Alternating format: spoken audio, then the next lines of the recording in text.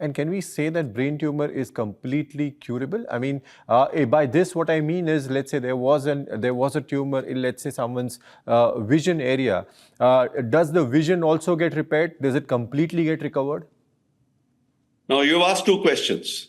Okay. One is it curable? Correct. One is complete recovery of a function which has got affected. Absolutely, sir.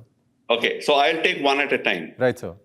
If a brain tumor is diagnosed early and it is not a highly cancerous tumor, there is a good chance at cure. Okay. Tumors which are malignant or highly cancerous, we still do not have a cure for them.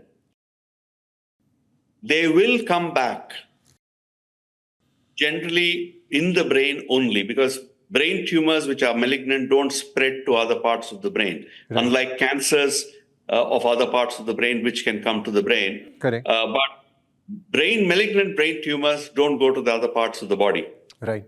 So if there are malignant brain tumors, we still do not have the knowledge to cure them. What we do is maximally remove the tumor and then give them radiation or chemotherapy, which helps in delaying the tumor from coming back. From spreading. Okay. But the tumor will come back sometime. We don't know when. Okay. It may be 9 months, it may be 2 years, it may be 5 years, it may be 10 years. But it will come back. So we need to keep a serial watch and follow up of the patient so that we don't miss a tumor coming back. But a tumor which is not malignant, which has been removed completely, there is a very good chance of cure. And the function returning. Yes. As well. No. Okay. Function returning is the second question. So there is very good chance at cure. And even with certain malignant tumors, when we diagnose them very early, and when they're confined to a certain place and they're not gone deep inside, we can cure them in a certain number. So cure is possible, but dependent on early diagnosis. Now, I'll come to your second question, which is, can function which is gone come back? Right. You must remember that the brain and nerves are perhaps the most delicate structures in the human body. If you take a flower and squeeze the flower, squeeze it just for a second and then let it go, the flower doesn't get damaged, isn't it? Right. But if you squeeze it for about 5 minutes and then let it go, the flower gets damaged. Right. Similarly with the brain. So if a patient has lost function of the eye, suppose vision in one eye has gone and it's just about a week, 10 days, there is high chance that the patient's vision will come back. Okay. But if the patient has lost vision for 6 months or a year, and then we do surgery, then we don't know. It is chance. Because the nerve has got compressed for so long. And therefore, it is highly likely that the nerve structure and function would have been, at least part of it would have been permanently damaged. Okay.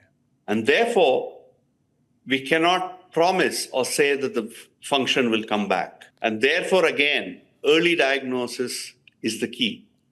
True. Delay in going to see a specialist if there is a problem will always lead to problems. True. Very true. But sir, detection of cancer, my final question in fact would be that detection of cancer or being told that your loved one has brain tumor is a shocking, revelation to the family itself. It is. What's your advice to the families that are probably already facing this or patients who are probably already facing this? What is that one word of caution or solace that you would want to give? It is not caution. I would think when you deal with a brain tumor, especially a malignant or a probably cancerous brain tumor, it is like fighting a war. You have to do your best, give it all to win the war. Because otherwise, you can't do anything. The other option is not do anything, which is giving up right at the very beginning. Because there are tumors, there are brain tumors which may look malignant, which may look cancerous, where the patient can, like I told you, survive for 5 years, 6 years, 8 years.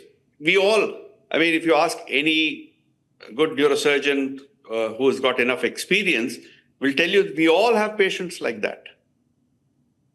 So we cannot say which patient will not survive for a prolonged period of time.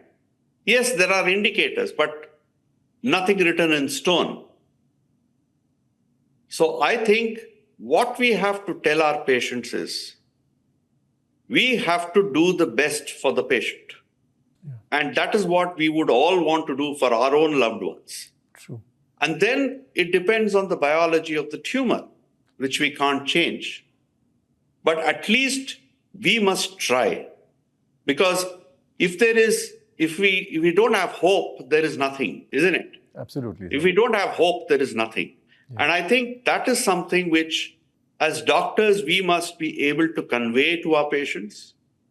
We must give them a sense of positivity, not nihilism.